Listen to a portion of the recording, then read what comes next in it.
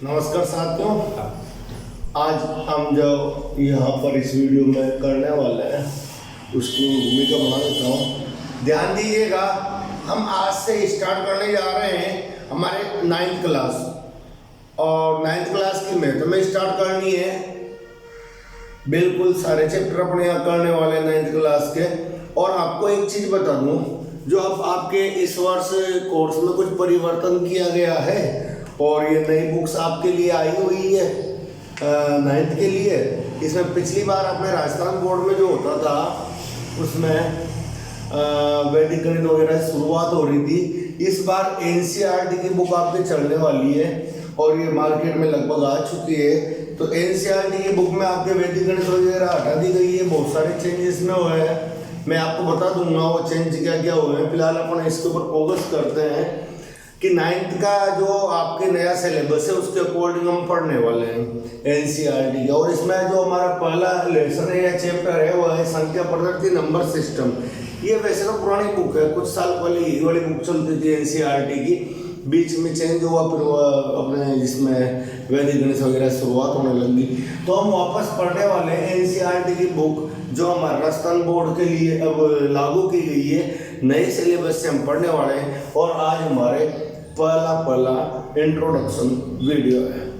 तो हम बात कर रहे हैं इसमें इंट्रोडक्शन में कि सबसे पहला चैप्टर क्या है। तो हमारे यहाँ पे 9th क्लास में संख्या पद्धति नंबर सिस्टम।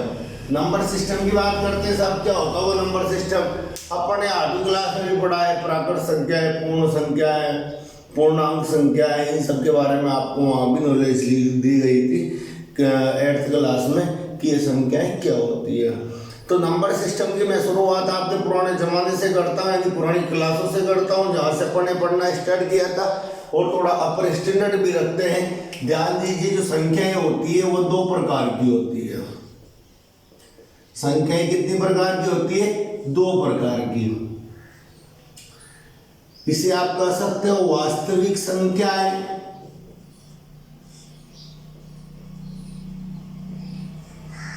और काल्पनिक संख्याएं।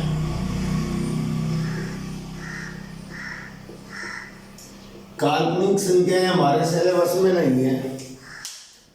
वैसे आपको बता दो, अगर रूट के अंदर माइनस की कोई संख्या आ जाए ना तो वो काल्पनिक संख्या होती है।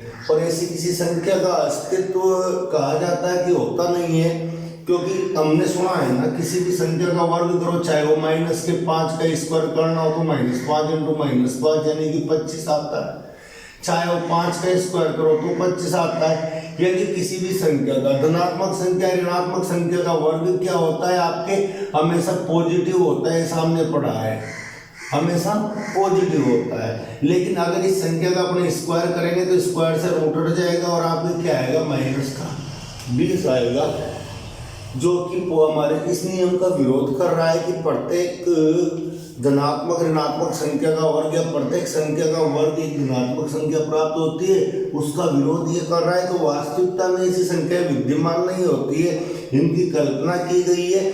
और जब कल्पना की गई है, देखो -20 का रूट जो है उसका स्क्वायर करें तो कितना आ रहा है, -20 आ रहा है, स्क्वायर से रूट हट रहा है।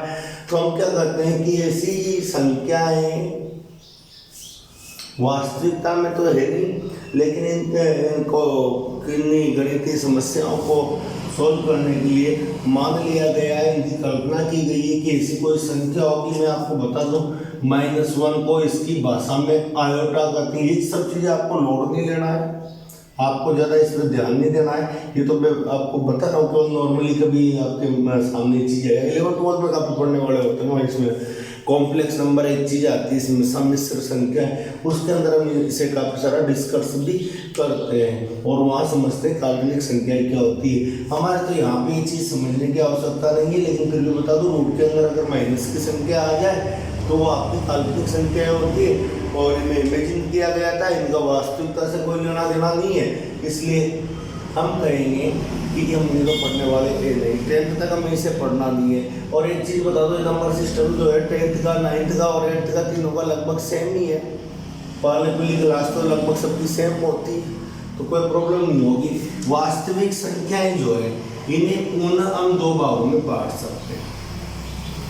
पुनः कितने भागों में बांट सकते हैं? दो भागों में। पहला तो है परिमेय संख्या है,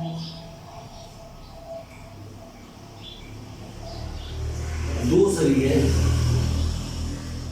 अपरिमेय संख्या। ध्यान दीजिएगा, पहली संख्या है परिमेय संख्या और दूसरी वाली अपरिमेय संख्या। वास्तविक संख्याओं को दो भागों में बांटा जा सकता है, परिमेय संख्या और अपरिमेय संख्या। वास्तविक, जैसे हमने काल्पनिक संख्याओं की बात कर ली, तो वास्तविक संख्या यानी रियल नंबर क्या होते हैं?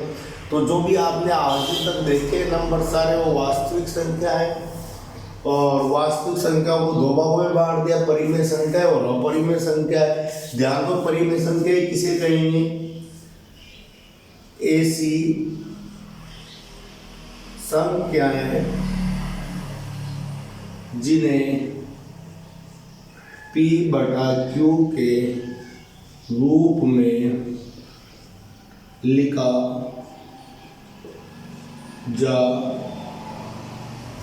सकता है, जहां Q ≠ 0 तथा P व Q पूर्णांक है।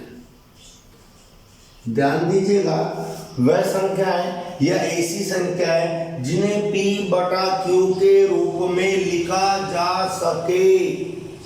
बात को समझना, मैंने क्या कहा, लिखी हो या ना हो इससे कोई फर्क नहीं पड़ता है। फर्क इससे पड़ रहा है कि आपकी वो संख्या P/Q के रूप में लिखी जा सकने वाली होनी चाहिए। जैसे मान लो मैं एग्जांपल्स देता हूँ, P और Q पूर्णांक वगैरह आप जानते हो, अदरवाइज भी मैं बता दूंगा। एक एग्जांपल देता हूँ, 2/5। देखो ये P/Q के रूप में लिखा है। इसने कहा है नीचे जो Q होता है ना वो 0 के बराबर नहीं होना चाहिए, तो ये हमारे 0 के बराबर नहीं है। और देखो बटे के रूप में लिखा हुआ है P/Q के रूप में, तो हम क्या कहेंगे, ये परिमेय संख्या है। ध्यान दीजिएगा, -3/7 ये एक परिमेय संख्या है, क्योंकि 3 जो है आपका P है और Q आपका 7 है। ये दोनों पूर्णांक है और बटे में 0 है नहीं, तो हम कहेंगे ये भी एक क्या है, परिमेय संख्या है। तो और देख लेते हैं 4। अब इसकी बात करते हैं कि 4 एक परिमेय संख्या है। बिल्कुल है। हमने क्या बात की है, ऐसी संख्या है जिन्हें P/Q के रूप में लिखा जा सके, वो क्या कहलाती है, परिमेय संख्या है। तो क्या मैं 4 को लिख नहीं सकता हूँ? यहाँ लिखा हुआ नहीं है, पर मैंने क्या कहा है, लिखा जा सकता है। तो लिखा जा सकता है ना, आप इसे 20/5 लिख दो ना, कितना आएगा, 4 ही आता है। या फिर आपकी मर्जी, आप और भी कुछ लिख सकते हो, जैसे 28/7 लिख लो, कितना आएगा, 4 ही आएगा। तो हम लिख पा रहे हैं ना ऐसे P/Q के रूप में, अतः ये भी एक परिमेय संख्या है। आपने जो भी देखा है 1, 2, 3 ये सब परिमेय संख्या है। जिसे आप कहोगे 0.7, 3, 5 सरे परिमेय क्या परिमेय, तो अपने इजी में बता सकते हैं भाई ये परिमेय है, क्योंकि दशमलव जैसे ही हटाएंगे नीचे 3 0 आ जाएंगे, क्या होगा, एक परिमेय संख्या, क्योंकि P/Q के रूप में लिखा जा सकता है। तो मेरे कहने का अर्थ इतना सा, आप इस चीज को समझ ले। हमने वहां पर भी परिमेय संख्याएं पढ़ी है 8th क्लास में, और उनकी संक्रियाएं पढ़ी है, यहाँ भी हम पढ़ने वाले हैं, और 10th में भी हम इन्हें काफी सारा डिस्कस करने वाले हैं। ध्यान दें, ऐसी संख्या है जिन्हें P/Q के रूप में लिखा जा सकता है, और यहाँ पर की जो नीचे बटे वाली संख्या होनी चाहिए वो 0 के बराबर नहीं हो, P और Q पूर्णांक हो, उन्हें हम क्या कहेंगे, परिमेय संख्याएं कहेंगे। तो ये तो हो गई बात परिमेय संख्याओं को समझ भी लिया। लगभग सारी संख्या जिन्हें हम जान रहे हैं वो सब P/Q के रूप में लिखी जा सकती है। जितने भी पूर्णांक है, प्राकृत संख्याएं, ऑल नंबर से सब P/Q के रूप में लिखी जा सकती है। जितना भी आपने आज तक पढ़ा है 3, 5, 7, 1000, 10,000, लाख, 10 लाख, जो भी आप जानते हो ना, पॉइंट 0. ये देखो 0.71, 712 या 710, 7100, 71000, क्या ये परिमेय संख्या है? बिल्कुल ये परिमेय संख्या है साहब। क्यों? क्योंकि यहाँ पर देखो, मैंने यहाँ पर डॉट नहीं लगाया है, यानी ये आगे बढ़ती हुई नहीं जा रही है, ये एक शांत दशमलव है, यानी ये शांत हो चुकी है दशमलव के कुछ अंकों तक जाकर। तो हम कह देंगे 71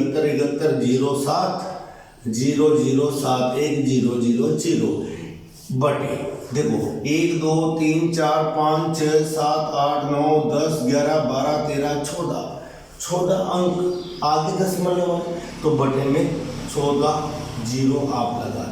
3 4 5 6 7 8 9 10 11 12 13 14, ये 14 जीरो आपने लगा दी। और देखो यह P बटे Q के रूप में है, ये आपकी पूर्णांक भी है और यहाँ Q के बराबर जीरो भी नहीं है ना। और चाहो तो इसे और काट लो, तो फोकड़ी बातें कर रहे हैं अपन, तो समझने का प्रयास कर रहे हैं कि ऐसे भी नहीं समझा जा सकता है। तो ये देखो P बटे Q रूप हो गया ना एक प्रकार से, इसमें Q जीरो भी नहीं है और P और Q पूर्णांक भी है, यानी ये वाली संख्या क्या होगी आपकी परिमेय संख्या होगी। फिर अपरिमेय क्या होती होगी, हमारा सीधा सा क्वेश्चन सोच सकता है कि अपरिमेय संख्या किसे कहेंगे सर, लगभग आपने सब कुछ बता दिया, बटे में लिखी हो, दशमलव में लिखी हो, ऐसे बड़ी बड़ी संख्याएं हो, सारी की सारी क्या होती है परिमेय होती है। तो फिर अपरिमेय किसे कहेंगे भाई, इसका उल्टा है, परिभाषा में क्या कर देंगे हम, ऐसी संख्या है जिन्हें P बटा Q के रूप में इसमें कहा था लिखा जा सकता है, इसमें बोल देंगे नहीं लिखा जा सकता, हमारी परिभाषा तो कंप्लीट हो जाएगी। डेफिनेशन जो है हम क्या कहेंगे, ऐसी संख्याएं जिन्हें P बटा Q के रूप में नहीं लिखा जा सकता है, वे संख्याएं अपरिमेय संख्याएं कहलाती है। ध्यान दीजिएगा, जहां P और Q क्या होना चाहिए, पूर्णांक होने चाहिए। ध्यान देना, जिन्हें P और Q के P बटे Q के रूप में नहीं लिख सकते वे संख्याएं पर आप कहोगे सर ये तो नॉर्मल सा उधर से भी पता लग गया था कि इसे लिखा जा सकता है, तो इसे नहीं लिखा जा सकता, पर इसके एग्जाम्पल्स क्या होंगे। हाँ, बड़ी चीजें ही हुई ना हमारे सामने, किसके एग्जाम्पल्स क्या होंगे, कैसे पता लगाएंगे क्या है, कौन सी संख्याओं को हम अपरिमेय संख्याएं कहें। तो इसके लिए हमें क्या करना चाहिए, बड़ा जनरल क्वेश्चन होता है बच्चों का कि कैसे कौन से एग्जाम्पल्स दीजिए सर। तो मैं आपको बताता हूँ, दरअसल जितनी भी आपने 3 प्रकार की संख्याएं आज दिन तक पढ़ी होती, देखो P बटे Q के रूप में जो भी संख्याएं होती है वो 3 प्रकार से उनका दशमलव प्रसार होता है। किस किस प्रकार से होता है, या तो जैसे 0.7325 इस प्रकार का दशमलव आ जाए। मतलब मैं ये कहना चाह रहा हूँ, कभी भी किसी भी संख्या में जैसे 7/15 है, अगर 7 में मैं 15 का भाग दूं तो या तो ऐसा आएगा, कोई भी और भी संख्या हो सकती है, इसका शांति आएगा वैसे जो भी आएगा, तो या तो ऐसे होता है, या फिर जैसे 10/3 है तो इसमें भाग दे 3.3333 कुछ ऐसे आएगा। इसे क्या बोलते हैं, 3.3333, इसे क्या बोलते हैं, इसे तो बोलते हैं शांत दशमलव, इसे बोलते हैं अशांत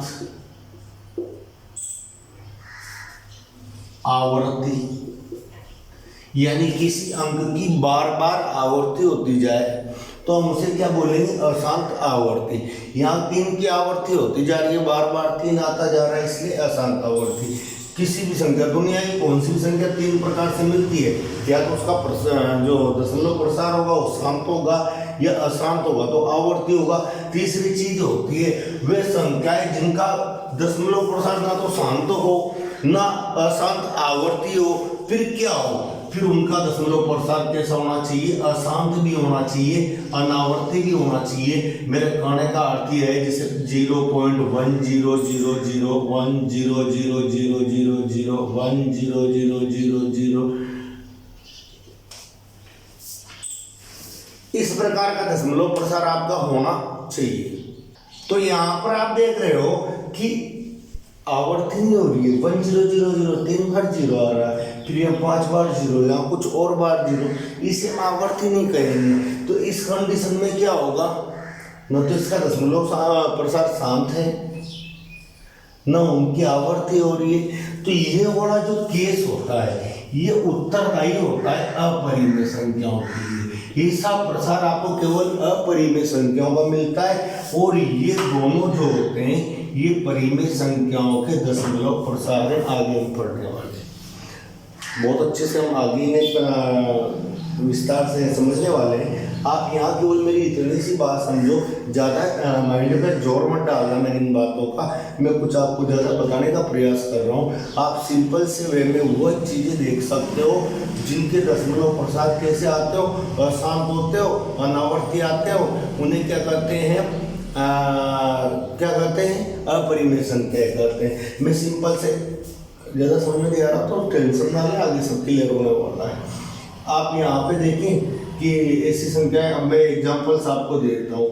तो रूट के अंदर वह सारी संख्याएं जो पूर्ण वर्ग नहीं है, यानी जैसे पूर्ण वर्ग का मतलब क्या होता है, 1 का स्क्वायर 1 होता है, 2 का स्क्वायर 4 होता है। इसी प्रकार काफी सारी संख्या है। टेक्निकल प्रॉब्लम्स आ रही है थोड़ी आज वीडियो में, और इस फॉलो कर देंगे आज। वैसे सुनिएगा, वे संख्या है जिनके जो पूर्ण वर्ग होती है, जैसे 1 का स्क्वायर 1 होता है, 2 का स्क्वायर 4 होता है, 3 का स्क्वायर 9, 4 का स्क्वायर 16, इसी प्रकार 5 का स्क्वायर 6 का स्क्वायर। इन सब का अगर रूट में लिख लिया जाता है तो आप जानते हो 4 का रूट वापस 2 आ जाता है, 3 आ जाता है, 4 आ जाता है। तो हमने क्या कहा अभी कि ये सब संख्याएं तो क्या होती है, परिमेय संख्याएं होती है। तो केवल उन संख्याओं को छोड़ के जो पूर्ण वर्ग है, बाकी सब संख्याओं के ऊपर अगर हम रूट लगा दें तो ये संख्याएं कौन सी संख्याएं कहलाएगी, आपके अपरिमेय संख्याएं कहलाती है। समझ पा रहे होंगे आप। वह संख्या है, कुछ भी ले सकते हो आप, रूट 11 ले सकते हो, ये सब आपकी क्या है, अपरिमेय संख्या है। क्योंकि इनका जो प्रसार आता है ना, मैं यहाँ आपको इसका बताना क्यों चाह रहा था, क्योंकि जब भी इनका प्रसार निकाला जाता है अशांत होता है, कभी खत्म होने वाला नहीं होता, और उनकी आवर्ती भी नहीं होती। ऐसा इनका दशमलव प्रसार मिलता है जब इसे अपन निकालते हैं। अर्थात एक चीज और समझ लो कि कुछ इस प्रकार का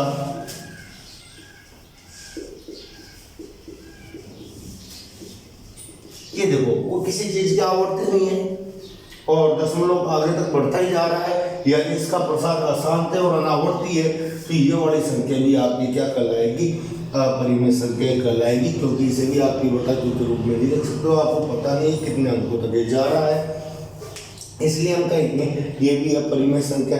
फिर आपको होगा सर फिर तो ये भी ऐसे हमें पता नहीं है कितने अंकों तक जा रहा है, इसे भी तो आप कैसे परिमेय कर सकते हो, ये तो अपरिमेय।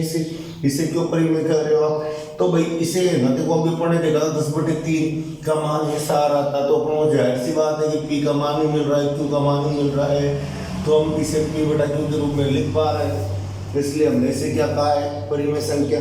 ध्यान दो, ऐसी बहुत सारी संख्या आगे आने वाली है जिन्हें हम p/q के रूप में भी चेंज कर देंगे, यानी इस रूप से ये वाला रूपांतरण लाने का प्रयास करेंगे और 100% इस रूप में अपन इसे रिप्रेजेंट कर पाएंगे। तो आगे चलेंगे वहाँ पे अपन इस चीज को सीखेंगे। फिलहाल मैंने आपको क्या बताया, वास्तविक संख्या दो संख्याओं से मिलकर बनी होती है, एक तो परिमेय संख्या, एक अपरिमेय संख्या। परिमेय p/q के रूप में लिखी होती है, अपरिमेय p/q के रूप में नहीं लिखी जा सकती है, और इसे लिखा जा सकता है। इसके कुछ एग्जाम्पल्स थे और इसके एग्जाम्पल्स ये वाले हैं। इस प्रकार हमारी परिमेय और अपरिमेय संख्याएं होती है। और देखो, दो परिमेय संख्याओं के बीच में अनंत अपरिमेय संख्याएं हो सकती है, दो परिमेय संख्याओं के बीच में अनंत परिमेय संख्याएं हो सकती है। ये बात भी हम सिद्ध कर देंगे, कोई बड़ी बात नहीं है। और दो संख्याओं के बीच में परिमेय या अपरिमेय संख्याएं कैसे निकालते हैं वो भी हम देख लेंगे। थोड़ा सा बढ़ते हैं आगे। आप तो है ना ऐसा करो, अगर आपने ये लिख लिया हो तो मैं डायरेक्टली आपको वापस प्रश्नावली 2.1 पे ले जाना चाहूँगा और 2.1 का जो पहला क्वेश्चन है उसे हम समझने का प्रयास करते हैं। आप केवल दो बातें भी ध्यान रखो, परिमेय संख्या किससे करते हैं, जिन्हें P बटा Q के रूप में लिखा जा सकता है। अपरिमेय संख्या किससे करते हैं, जिन्हें P बटा Q के रूप में नहीं लिखा जा सकता है, वो अपरिमेय संख्या आपकी कहलाती है। ध्यान दीजिएगा, क्या 0 एक परिमेय संख्या, इसका पहला क्वेश्चन है, क्या 0 एक अपरिमेय संख्या है। आपका पहला क्वेश्चन है, इस कक्षा 9th का पहला क्वेश्चन है, कक्षा 9th की पहली प्रश्नावली का पहला क्वेश्चन है। तो क्या इसे आप P बटा Q के रूप में परिमेय संख्या है, क्या इसे आप P बटा Q के रूप में लिख सकते हैं।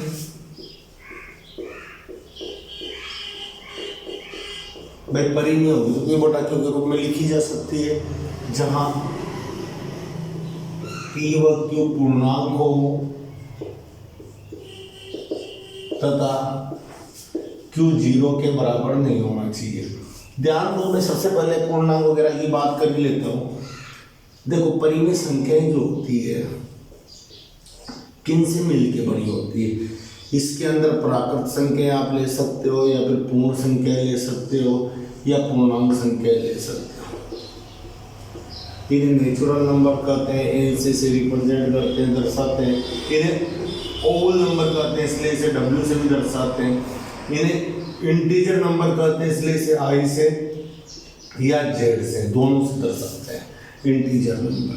ध्यान दें, प्राकृत संख्या हमने पढ़ी हुई है, इसलिए मैं थोड़ा सा केवल हल्का सा इसका आपको झलक दिखाता हूँ पहले वाली, कि प्राकृत संख्या हमेशा 1 से प्रारंभ होती है। ज़्यादा बातें यहाँ मैं करने वाला नहीं हूँ, और जहाँ तक आपको काउंटिंग आती होगी, जितना भी आप जानते होंगे, जितना आप लिख सकते होंगे, वो सारी संख्याएं क्या होती है, प्राकृत संख्याएं होती है। जब पूर्ण संख्याओं की बात करूंगा तो प्राकृत संख्याओं में एक संख्या और जुड़ जाएगी, 0 और ऐड हो जाएगा, और बाकी संख्या वापस एक ही लिख दो, और ये कहाँ तक चलेगी, अनंत तक, ये भी अनंत तक चलेगी। तो ऐसी संख्याएं क्या कहलाएगी, पूर्ण संख्याएं। यानी सिंपल सी बात ये, प्राकृत संख्याओं में अगर 0 और ऐड हो जाएगा तो पूर्ण संख्या हो जाएंगी। तो एकमात्र वह पूर्ण संख्या जो प्राकृत नहीं है वो कौन होगी, 0। वो कौन होगी, 0, जो प्राकृत नहीं है। बाकी सारी संख्या क्या है, प्राकृत संख्या। यहाँ से यहाँ तक तो प्राकृत संख्या ही थी, और जब इसमें 0 हो रहा ऐड हो गया तो ये सारी संख्या पूर्ण संख्या भी कर जाएगी। बाकी बात फिर पूर्णांक की करते तो 0, 1, 2, 3, 4 ये तो हमारी क्या थी, प्राकृत संख्या, सॉरी पूर्ण संख्या है।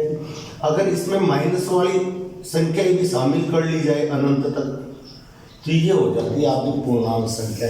पूरे अंक होने चाहिए, आधे अधूरे नहीं होने चाहिए, पौन पाव वगैरह नहीं होना चाहिए। पौन पाव से आप समझते हो क्या, 3 से 1/2, 1 से 1/2, 3/4, ये पौन हो गया, 1/4 पाव हो गया। वैसे अंक नहीं होने चाहिए, पूरे अंक होने चाहिए। पूर्ण प्लस अंक, पूर्णांक, पूरे अंक, चाहे वो माइनस के हो चाहे वो प्लस के हो, वो क्या कहलाएंगे, आपके पूर्णांक कहलाएंगे। इस प्रकार प्राकृत संख्या, पूर्ण संख्या और पूर्णांक संख्या होती है। इसमें हमें क्या लेना है, P और Q पूर्णांक हो, चाहे माइनस की हो चाहे प्लस की हो, 0 हो, इसमें क्या है, हमारी पूर्णांक संख्या है। ध्यान देना, बढ़ते हैं हमारे क्वेश्चन की तरफ।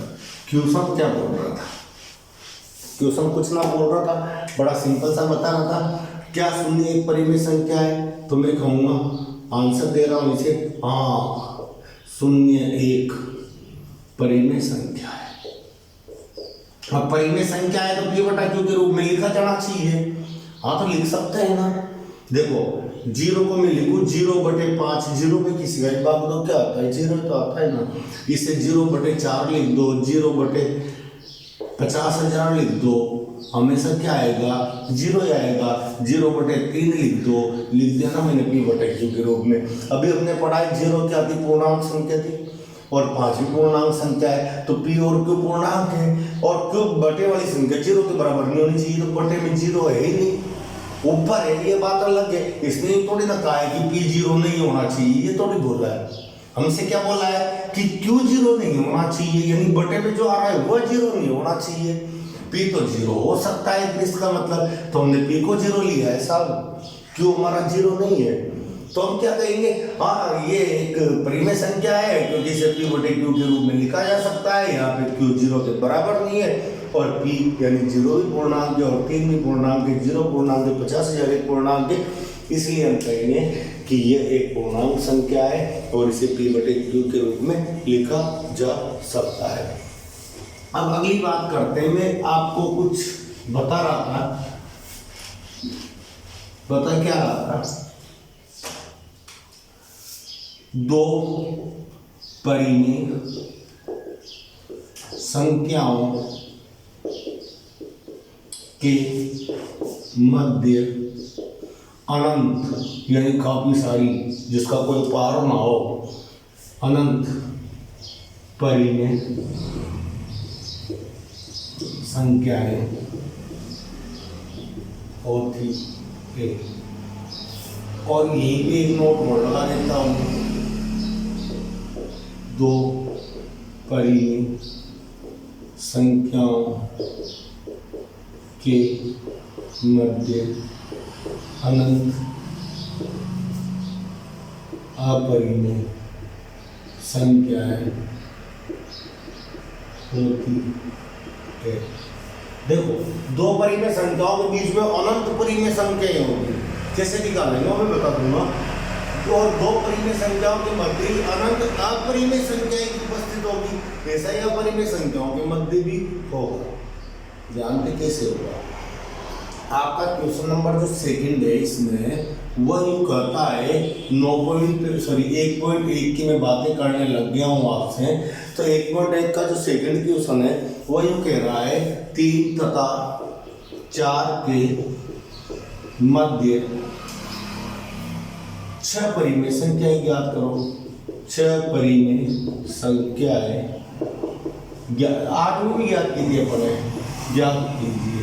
वहाँ माध्य विधि से की थी, आपको याद दिला दो पुरानी बात है कि ये 3 और इससे आप कर भी सकते हो। यहाँ में 3 और 4 के मध्य 6 परिमेय संख्या आपको ढूंढनी है। तो माध्य विधि तो क्या करती थी, आपको पता होगा कि जिनके बीच में ढूंढनी है, जैसे a व b के मध्य परिमेय संख्या क्या होगी, तो हम वहां कहते थे a और b को जोड़ लो और 2 का भाग दे दो, आ जाएगा। तो यहाँ भी यही करेंगे, इसके बीचों बीच जो परिमेय संख्या होगी 3 व 4 के मध्य परिमेय संख्या वह क्या होगी, आपको 3 और 4 को जोड़ना है, 2 का भाग दे देना है, 7/2, ये आ गई आपके 7/2। अब इन दोनों के बीच वाली निकाल लो, वो भी 3 और 4 के बीच ही रहेगी, तो 3 व 7/2 के मध्य।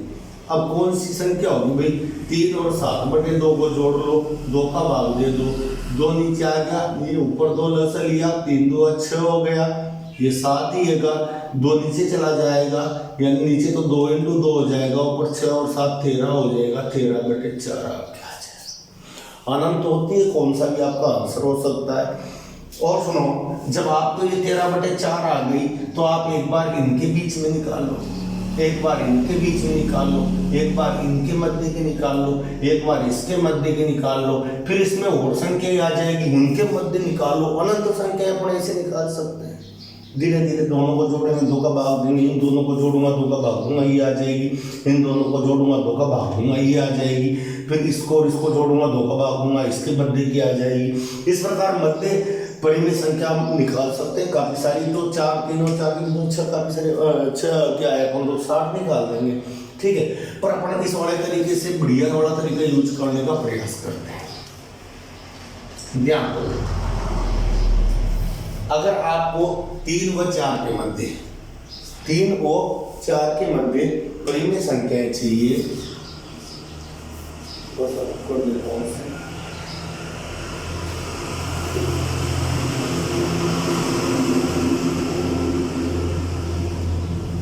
ध्यान दें, 3 तथा 4 के मध्य बात सुनो, 6 चाहिए ना, मैं कहूँगा ऊपर नीचे आप 7 का गुणा कर दें, एक अधिक करके गुणा कर दें, इधर भी एक करें, 4 इंटू ऊपर नीचे 7 का गुणा, फर्क कुछ पड़ेगा नहीं क्योंकि 7/7 एक होता है और किसी संख्या में 1 का गुणा किया जाए, क्या फर्क पड़ेगा। ये हो गया आपके 21/7 तथा इधर हो गया 7 × 28/7। देखो कितनी परिमेय संख्या आएगी दोनों के बीच में, नीचे सेम है, ऊपर 21 है और 28 है, इनके मध्य परिमेय संख्या। ध्यान दो 21 के बाद स्टार्ट कर दो 22/7, 23/7, 24/7, 25/7, 26/7, राइट, 27/7। आगे ना 6 परिमेय संख्या है। ये देखो सारी परिमेय संख्या है और 3 और 4 के मध्य होगी, नहीं मानो तो भाग देके देख लो, 7 का भाग 22 में थे, 7 या 21.1 बच गए, कितना बचा 1, 10 हो गए। 1 7 के साथ देखो 3.1 के समथिंग है, यानी 3 और 4 के बीच की है, इनमें से कहीं भाग देके देखो 3 और 4 के मध्य की आएगी। और मैं तो ये कहूँगा, ये तो अपने मान लो इसने 6 ही पूछी थी, अगर बंदा अपन से पूछ लेता कि 60 परिमेय संख्या ही निकालो तो और बड़ा ईजी था। 61 से ऊपर नीचे गुणा कर दो, 61 से जो आपको 70 से कर दो और ज़्यादा आ जाएगी अपना, तो जितना चाहिए उतना ले ले भाई। तेरे को 60 चाहिए 60 ले ले इसके बीच की, तो ये 210 हो जाता और 7 × 28 280 हो जाता, बटे में 70 आ जाता। हम 210 से स्टार्ट करते, 211/70, 212/70, 213/70, 214/70, 215/70, 216/70, इस प्रकार 217/70 और गिनती चलती जाती है, आपकी काउंटिंग चलती जाती है कहाँ तक 279/70। देखो आपके लगभग 69 संख्याएं आपको मिल जाएगी इन दोनों के मध्य जो परिमेय संख्या है। समझ पा रहे हैं आप बात। इस प्रकार आप जितनी चाहो उतनी मर्जी आपकी उतनी परिमेय संख्याएं दो परिमेय संख्याओं के मध्य निकाल सकते हो। अगला वाला क्वेश्चन और ले लेता हूँ और इसमें देखते हैं, इसमें इसने कहा है तीसरे वाले क्वेश्चन में भाई बोलता है अपन से बुक वाला, क्या बोलता है साहब कि 3/5 तथा 4/5 के मध्य 5 परिमेय संख्याएं ज्ञात करो। 5 परिमेय संख्याएं ज्ञात करो। हम तो 5 क्या 50 कर देंगे, आपको पता है कैसे करेंगे, जितना चाहिए उतनी हजारों संख्याएं अपन निकाल सकते हैं क्योंकि ये तो अनंत। और आंसर मैच नहीं करना है बुक से। एक बात और बता देता हूँ, आप पीछे जाके आंसर मैच करो कि सर हमारे तो आंसर मैच हो ही नहीं रहा है, तो वही कैसे होगा। उसने अपने क्या कहा है, अनंत संख्या है, लाखों करोड़ संख्या है, करोड़ों संख्या है, इन दोनों के बीच में आपने जाने कौन सी 5 संख्याएं ली है और बुक वाला जाने कौन सी 5 संख्याएं दे रहा होगा। नहीं तो आंसर मैच करने की कोशिश ना करें, सब सही होता है। जितनी भी संख्या आप लोग इस विधि से जितनी भी निकालोगे सब आंसर सही है, कोई गलत नहीं माना जाएगा। ध्यान दो, मेरे को तो 5 चाहिए ना, तो मैं तो नॉर्मली 6 का ही गुणा कर देता हूँ ऊपर नीचे तथा कौन काट